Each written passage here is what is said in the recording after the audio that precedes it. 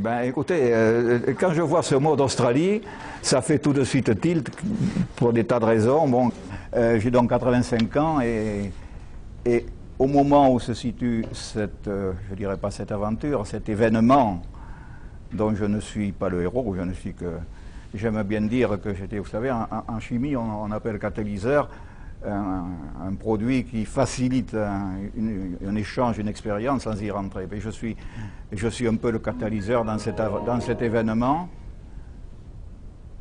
prédestiné d'ailleurs, parce que comme je m'appelle Catali, vous voyez, Catali, catalyseur, ça va très bien ensemble. Alors donc l'aventure se passe sur le lac de Cazaux, ici.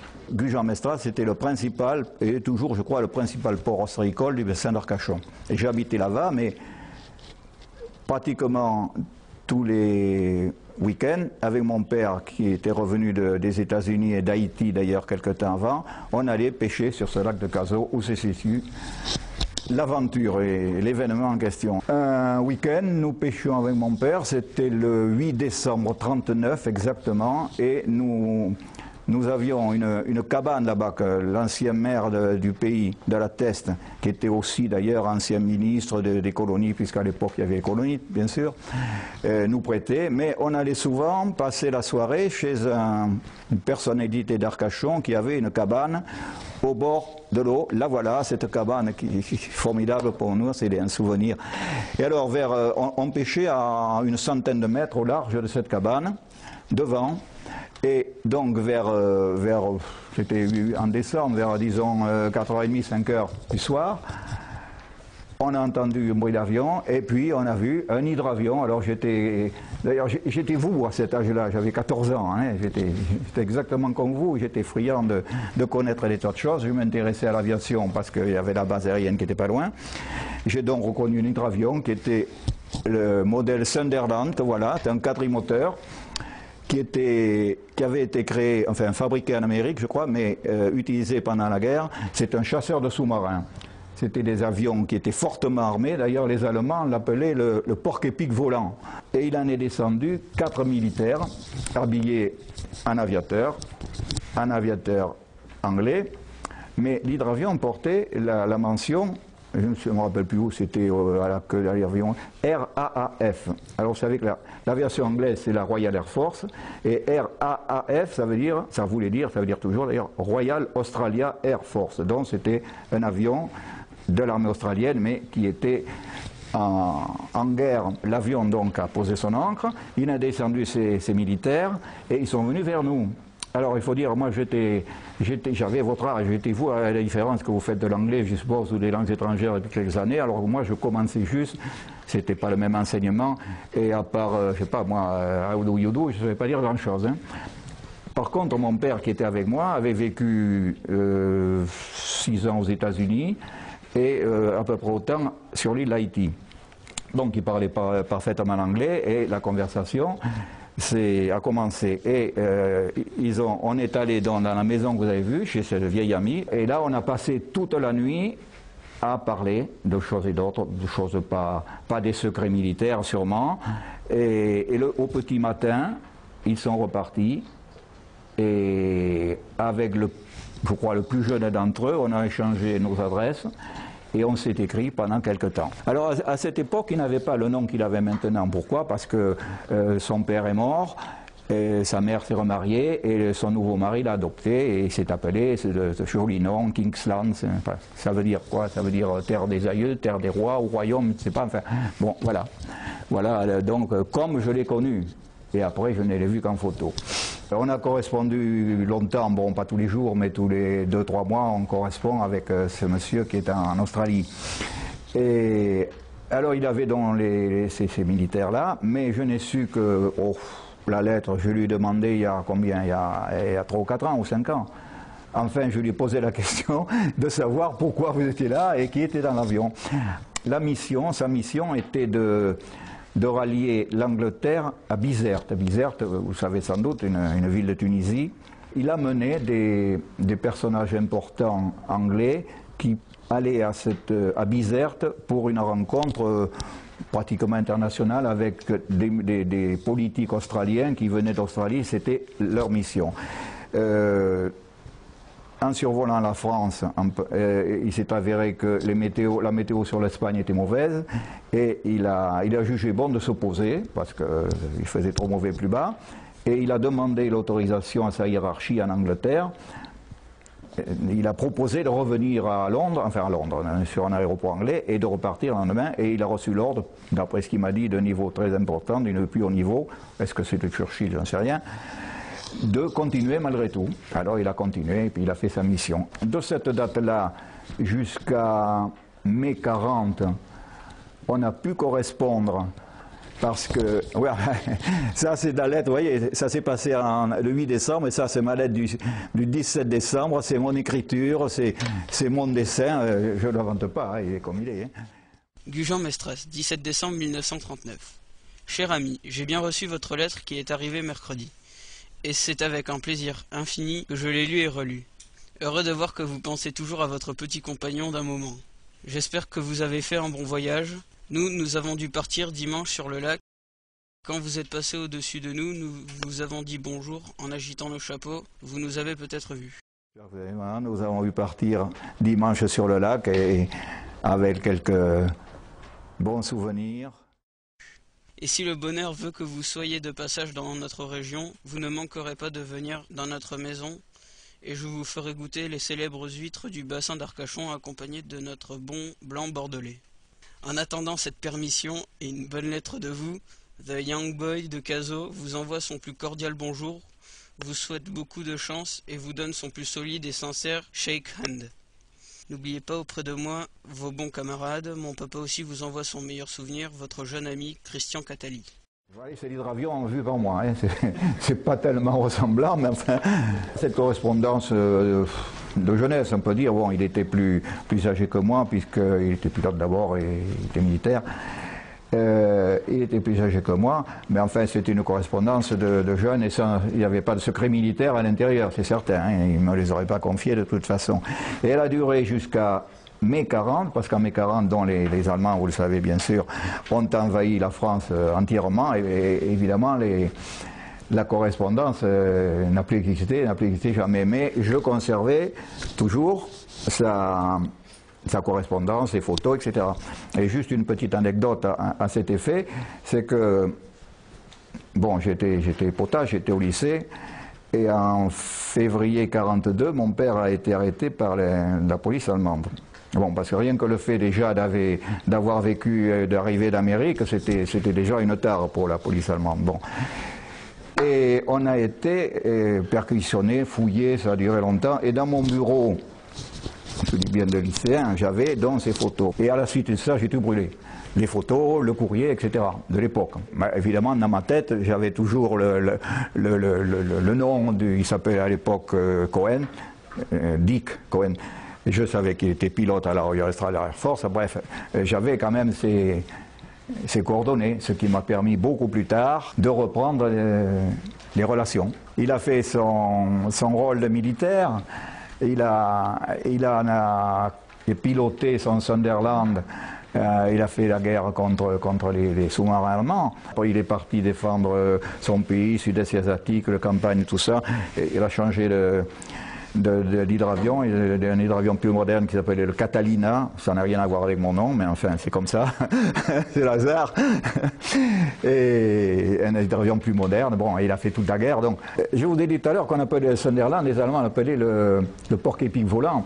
Et le Catalina, d'abord on les appelait les Cats, le chat quoi.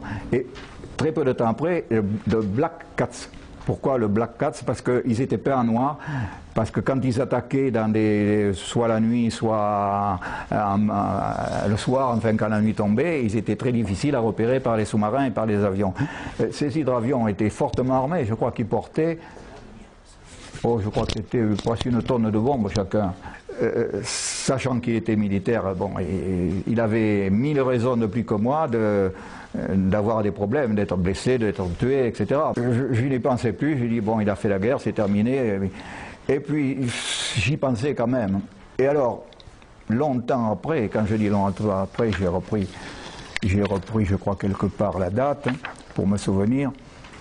Oui, en 92 c'était. En 92. Mais ça faisait longtemps que j'avais envie, mais puis je ne réalisais pas, puis je ne pensais pas, puis il y a la vie aussi, la famille, le travail, tout ça, je ne pensais pas à faire que ça. Mais il était dans la mer anglaise. Donc j'ai écrit à l'ambassade de Grande-Bretagne à Paris. Bon, on m'a répondu en me dirigeant vers l'ambassade australienne, ce que j'ai fait. Et l'ambassade australienne m'a dirigé, tout ça, les lettres, les réponses prenaient 15 jours, 3 semaines, un mois, m'a dirigé vers l'association des anciens pilotes australiens. Et là, j'ai eu une réponse, évidemment, qui m'a ravi à l'époque, qui me ravit toujours. J'ai eu une réponse qui me dit, mais le commandeur, bon, parce qu'il a fait une guerre, si on peut dire, magnifique dans la mesure, je veux dire, son action à lui était magnifique, c'est pas la guerre qu'il a été, entendez, comprenez-moi bien. Il a été anobli par la reine, il s'appelle d'ailleurs Sir Richard Kingsland, comme je l'ai dit. Et bon, il a été pilote à la compagnie australienne à la Qantas. Après, il a dirigé des bases, il a été commandant de base aérienne. Enfin, il a eu une carrière formidable, quoi, si on peut dire. Et il a été d'ailleurs secrétaire d'État aux anciens combattants, secrétaire d'État à l'aviation, je crois. Parce qu'à l'époque, il y avait des ministères de l'aviation, de la mer et de la terre. Il n'y avait pas un ministère de la Défense partout comme maintenant. Bref, voilà le héros de l'histoire, le vrai, Sir Richard. Alors, vous voyez qu'il admire la restauration de je ne sais pas quoi, d'une pendule. Oui, avec sa femme, Lady Kathleen, oui, mais c'est son épouse qui est à côté, qu'il a connue pendant l'occupation. Elle était auxiliaire de la RAF, dans diverses lettres, en particulier dans celle que vous avez vue. Il me relate un petit peu ce qu'il a fait après la guerre. Et il a eu l'occasion de venir en France, malheureusement on ne s'était pas rejoint, dans les années 60, 62 je crois, et envoyé par son gouvernement, pour acheter à l'époque c'était des mystères ou des mirages comme avion, ne sais pas, pour le gouvernement australien. Et il a été reçu en grande pompe, comme on dit, par le gouvernement de l'époque. Eh bien, je suis venu voir M. Elliot, et puis je lui ai raconté mon aventure. J'ai beaucoup collaboré avec les établissements scolaires. Bon, pendant 25 ou 30 ans, ma femme et moi, on a été à côté des établissements pour aider autant que faire se peut, en parents d'élèves, etc. Et j'ai vu, à tort ou à raison, j'ai pensé que ça pouvait être à raison, qu'une rencontre avec ce monsieur qui est important, qui a été ministre, qui a des relations partout, peut être un moyen de vous favoriser quelque échange, je sais pas, c'est pas. Maintenant, évidemment, il est plus âgé que moi, il a 93 ans, et peut-être hors circuit, je ne sais pas. Hein. Et donc j'ai téléphoné à M. Elliot qui a accepté gentiment de me recevoir, dont je le remercie d'ailleurs. Et puis comme je sais qu'il allait là-bas, eh bien je lui ai confié une bouteille de Jurançon que je estime bonne en les mettant un petit mot sur la bouteille, qui viennent, enfin je ne vais pas vous faire la publicité pour un de mes gendres dont le frère est vigneron, je ne vous dirai pas qui c'est d'ailleurs, mais il a porté cette bouteille de vin de Jurançon à notre ami Sir Kingsland.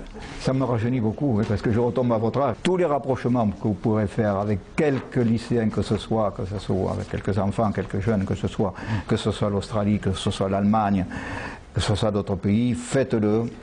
Moi, mon expérience, c'est un hasard, c'est personnel, tandis que la vôtre, c'est collectif. Alors tout ce qui peut être collectif, c'est bon, faites-le. Et voyez dans tous ces jeunes-là, des gens de votre âge qui ont envie de vivre, et ne pensez pas à tout ce qu'il y a pu. La mémoire est bonne, il faut se rappeler certaines choses. Et pensez que les jeunes que vous voyez, en Australie, en Allemagne, etc., ils ne sont jamais responsables de ce qui s'est passé 100 ans, 500 ans avant. On ne va pas parler de la guerre de 100 ans, parce que c'était les Anglais, là, c'était pas les Allemands. Bref. Alors faites-le, cette expérience-là, elle est formidable, continuez-la, aidez M. Elliot à la mener à bien. Voilà ce que je voulais vous dire. De M. Kingsland par mail, et ce que je souhaite, puisque ces élèves sont engagés dans un projet Australie depuis octobre dernier avec une classe de 3e du lycée français de Sydney, pardon. Ce que je souhaite, c'est qu'au-delà des images, vous puissiez avoir une rencontre via ce qu'on appelle la visioconférence d'ici fin juin, début juillet.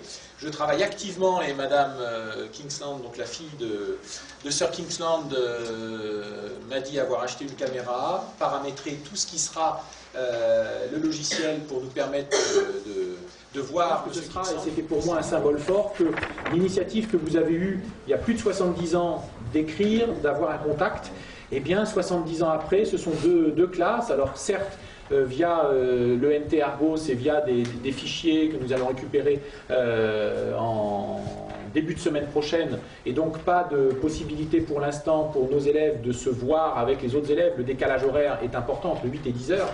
Mais j'espère bien que lors de cette séance de visioconférence, nous aurons aussi la possibilité d'avoir la classe du lycée français Condorcet de Sydney pour que ces élèves qui vont quitter l'établissement, pour la grande majorité d'entre eux puisqu'ils sont en classe de 3e, puissent d'une manière aussi symbolique passer le flambeau à une autre classe de 3e l'année prochaine pour que ce projet qui a débuté, eh bien, il se poursuive le plus longtemps possible. On a raté de quelques années le fait de se revoir avec cet homme et ça me fera beaucoup de plaisir.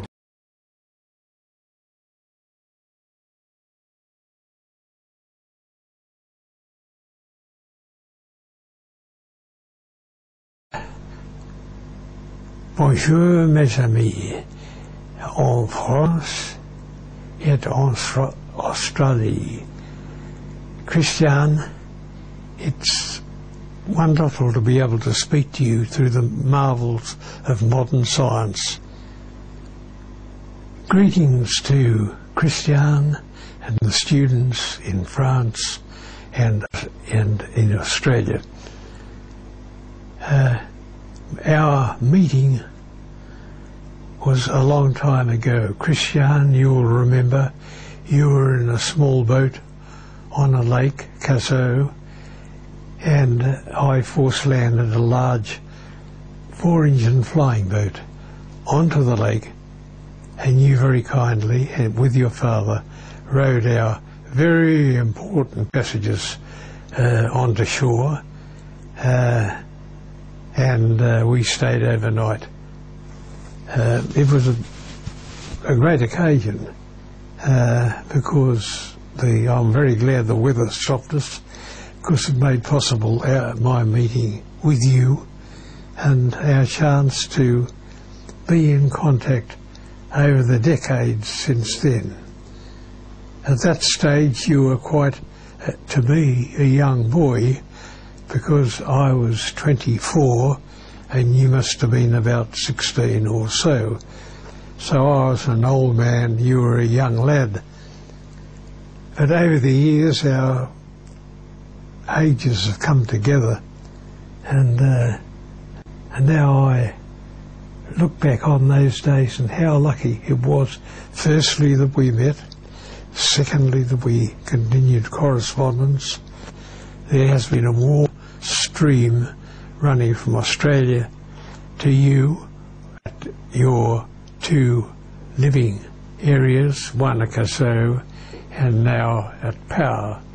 So I've derived quite a bit from that, and I envisage that flight as being one where I achieved a quite important thing, that is a personal relationship which has existed for a long time and which you regenerated after the overrun of France during the World War II. And I'm glad you did, because that stream of feeling exists. It exists, and I get quite a lot of comfort from it. I also, by the way, tell the story to people on occasions. I don't make it too long, but they are often very, very interested in that. So there is a nice link between France and Australia, and I hope it continues for many years yet, although time is running low for me at age of 94. All the best to you, and I can't say I hope we meet again.